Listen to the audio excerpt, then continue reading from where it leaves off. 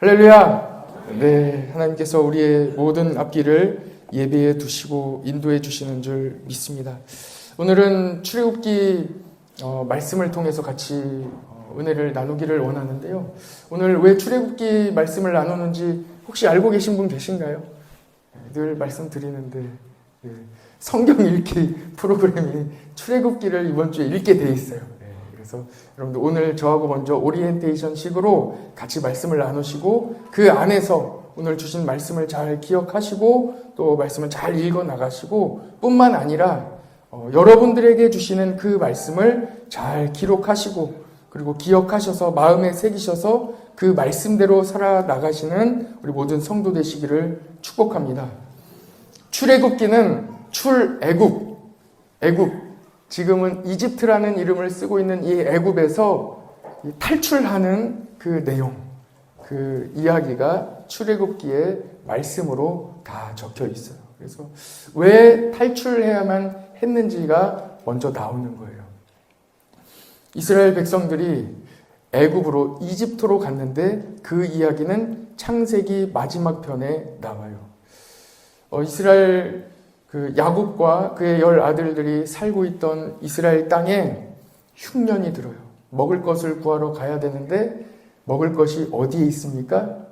이집트에 있는 거예요. 애굽에 있는 거예요. 그런데 창세기 말씀을 잘 기억해 보시면 왜 애굽에 먹을 것이 있었나요? 하나님께서 먼저 누구를 보내셨어요? 요셉을 보내셨어요. 요셉은 고난 가운데 간 줄 알았어요. 버림받은 줄 알았어요. 인생이 망한 줄 알았어요. 완전 밑바닥인 줄 알았어요. 그러나 요셉은 오늘 낮예배 때 나눈 말씀과 같이 하나님이 그와 함께 하심으로 형통한 삶을 살아갔어요. 밑바닥인 줄 알았는데 더 낮은 밑바닥이 또 있었어요. 감옥으로 또 내려가는 거예요. 억울하게. 잘못했으면 괜찮은데 잘못하지도 않았는데 또 감옥으로 밑바닥으로 내려가는 인생이 된 거예요. 그러나 그 중에서도 소망을 잃지 않았어요. 성경 말씀을 읽어보면 우리는 알 수 있어요. 이 모든 일을 하나님께서 이루어 주시는 거예요. 왜냐하면 하나님께서 아브라함에게 복을 주시겠다고 말씀해 주셨거든요. 그리고 끝까지 지켜주시겠다고, 내가 너와 함께 하시겠다고 말씀해 주셨어요. 형들의 시기로 인하여 버림을 받았다고 생각하고 그대로 그 길을 따라갔지만 사실은 하나님께서 그와 그의 가문과 아브라함의 자손들을 살려주시기 위한 모든 이스라엘 땅의 흉년으로부터 구원하시기 위한 하나님의 원대한 계획이 그대로 이루어지고 있었던 것입니다. 야곱과 그의 형제들 모든 가족들이 다 내려왔더니 70명의 가족이 다 한꺼번에 내려와서 이집트 가장 좋은 땅인 고센 땅에서 그들은 자리 잡아 애굽의 왕이 하사하는 수많은 귀중한 물품들을 가지고 잘 살았어요. 그리고 요셉과 그의 형제들의 원한도 하나님의 은혜로 잘 풀렸어요. 먼저 요셉의 마음이 풀렸어요. 요셉이 만약에 마음이 풀리지 않았더라면 지금까지 저주받은 백성, 지금까지 그 모든 어려움 가운데 계속 어려운 가정이 되었을 거예요. 그러나 시기당한 자, 어려움 당한 자, 버림받은 자가 하나님의 은혜로 그 마음을 풀을 때 하나님의 은혜였음을 깨닫고 모든 길이 하나님께서 나를 인도하여 주셨음을 깨닫고 내가 그 어려움과 고난을 당했지만 그 어려움이 하나님께서 나를 살려주시기 위한, 우리 가정을 살려주시기 위한, 우리 가정에 복 주시기 위한 그 약속을 지키시기 위함을 깨닫게 되었을 때 요셉은 마음을 풀고 모든 형제들과 같이 울며 함께 부둥켜 안고 하나님의 사랑을 나누게 되었습니다. 여기에서 아름다운 이야기가 끝나면 참 좋겠지요. 그러나 인생은, 세상은 그렇지 않습니다. 또 어려움이 오는 거예요. 어떤 어려움이 오냐면 출애굽기의 시작은 이렇게 시작됩니다. 요셉을 알지 못하는 시대가 되었더라. 이렇게 이야기가 시작되는 거예요. 애굽 백성들이 요셉을 통해 주시는 하나님의 지혜, 요셉을 통해 주시는 그 축복으로 모든 흉년을 이겨내고 또 모든 어려움을 이겨낼 수 있었어요. 지낼 수 있었어요. 그러나 오랜 기간이 지나며 애굽에 있는 모든 사람들이 요셉을 잊어버리는 때가 된 거예요. 그리고 나서 이스라엘 백성들을 향한 탄압과 이 고난과 어려움이 시작된 거예요. 그들을 노예로 삼기 시작합니다. 왜 노예로 삼았는지도 출애굽기에 처음에 나와 있어요. 왜냐하면 그들이 점점 더 하나님의 축복을 받아 왕성해지고 많은 자손들이 생기고 축복을 더 많이 받았기 때문에 오히려 애굽 사람들은 불안한 거예요. 그 복받은 백성이 자기 땅을 다 차지할 수 있을 가능성이 있기 때문에 불안한 거예요. 그래서 그들을 억압하기 시작합니다.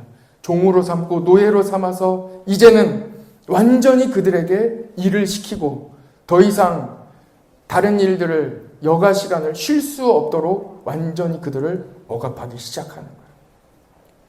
너무 어려웠어요. 그러면 그럴수록 하나님은 이스라엘 백성들에게 복을 주셔서 더 많은 자손들이 더 불어나게 된 거예요. 그러다 보니 이제 이집트 사람들이 이스라엘 백성들을 향하여 재료도 주지 않고 평소에 굽던 벽돌의 몇 배가 되는 일거리를 주게 됩니다. 그때 이스라엘 백성들이 하나님을 기억하여 하나님을 부르짖게 되는 거예요. 여러분, 어려움이 왔을 때에 하나님께 돌아가시기 바랍니다. 다시 신앙의 자리로 돌아가시기 바랍니다. 하나님께서 그들의 기도의 소리를 들으시고 그들을 약속의 땅으로 구출해 내시는 거예요. 구출해 내시는데 오늘 말씀을 한번 잘 살펴보겠습니다. 10장 1절 말씀을 보시죠. 1절 말씀을 같이 한번 읽어봅시다. 시작.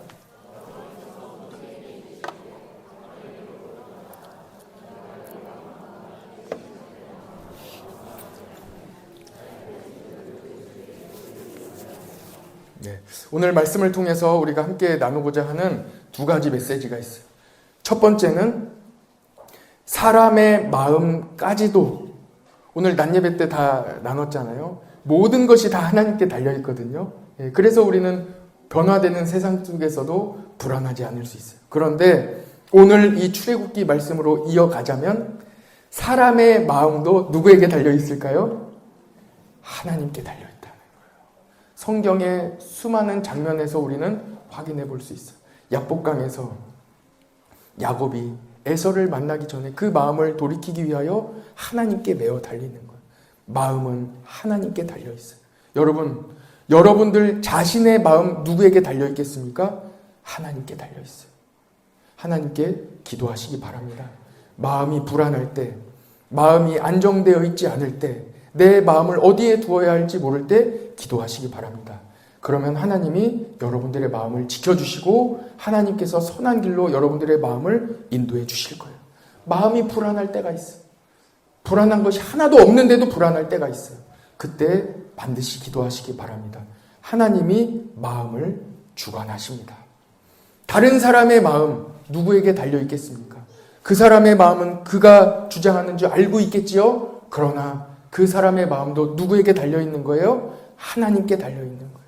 자녀들의 마음 누구에게 달려 있을까요? 하나님께 달려 있어요. 하나님께 기도하면 됩니다. 아무리 애써봐야 소용없어요. 하나님께서 일하시면 한 번에 모든 일이 다 해결됩니다. 하나님이 도와주시는 거예요. 오늘은 그 말씀을 함께 나누기를 원하는 거예요. 하나님이 마음을 주장하신다는 거예요. 한번 같이 해봅시다. 하나님께 마음이 달려 있습니다. 하나님께 마음이 달려 있어요. 두 번째 말씀을 나누기를 원하는데 우리 출애굽기 7장 16절 같이 한번 찾아봅시다. 출애굽기 7장 16절.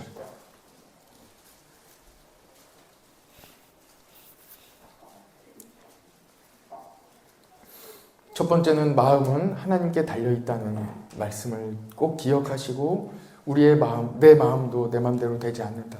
하나님께 다 맡기고 나아가자 하는 그런 말씀이고요. 두 번째 7장 16절 말씀 같이 한번 읽어봅시다. 시작.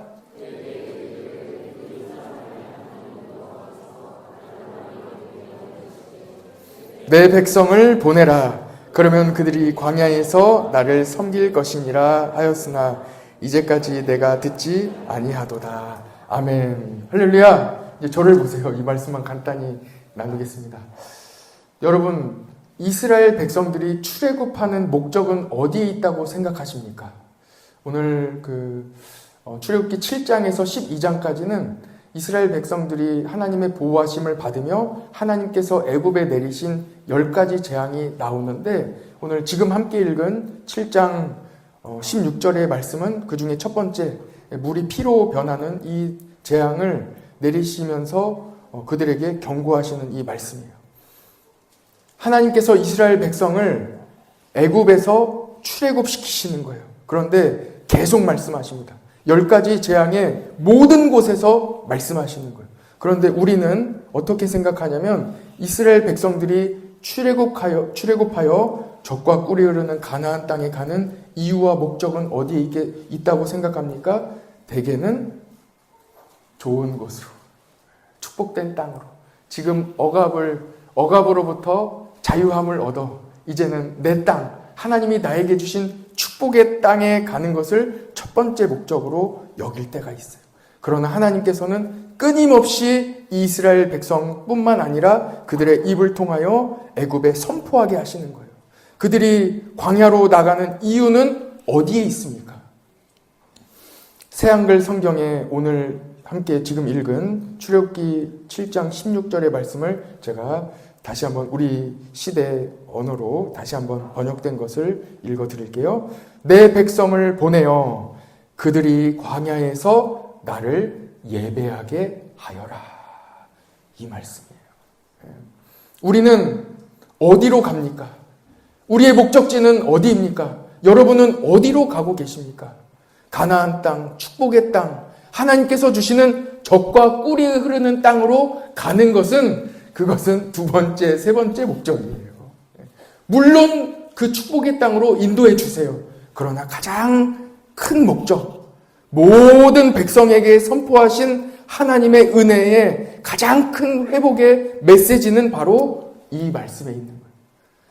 모든 재앙, 이 기적을 베푸실 때마다 하나님께서 끊임없이 선포하시고 말씀해 주신 거예요. 왜 이스라엘 백성들이 애굽에서 떠나야 한다고요? 어디로 간다고요? 무엇 때문에 간다고요? 예배드리러 가는 거예요. 예배의 자리로 나아가는 거예요. 여러분들이 지금 나와 있는 이 자리가 하나님께서 가장 큰, 가장 우선순위의 목적을 두시고 여러분들을 인도하여 내신 것입니다. 그래서 끊임없이 말씀드리지만, 예배에 성공한 성도는 다른 모든 것에 성공해요. 두 번째, 세 번째 목적은 그냥 따라오는 거예요. 예배드리러 가는 거예요. 우리의 삶이 어디에 달려 있습니까? 주일 지키기 위해서 일하는 거예요.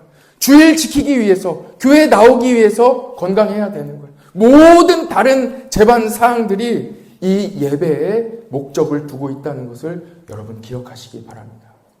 할렐루야! 이것만 알고 가시면 돼요. 그래서 하나님께서는 우리를 예배 드리는 자로 인도해 주시는 거예요. 예수님께서 사마리아 여인을 만나셨을 때도 참되게 예배할 때가 온다. 성령님이 오셔서 우리 모두가 다 영과 진리로 예배할 때가 온다고 선포하시고, 지금은 영과 진리로 이미 예배드리고 있습니다. 여러분들에게 예배가 회복되고 예배를 목적으로 살아가는 우리 모든 성도 되시기를 간절히 축복합니다. 이 예배 드리는 곳이 어디입니까? 이스라엘 백성들을 광야로 보내시는 거예요. 사도행전에는 광야를 어떻게 표현하냐면 광야 교회다, 이렇게 표현을 하는 거예요.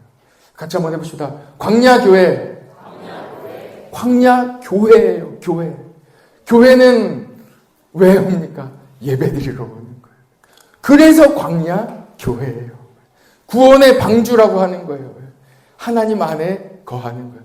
방주에 올라타면 예배드리고 하나님과 함께 모든 세상의 어려움과 풍파와 환난으로부터 보호함을 받아 어디로 갑니까? 하나님께로 가는 거예요.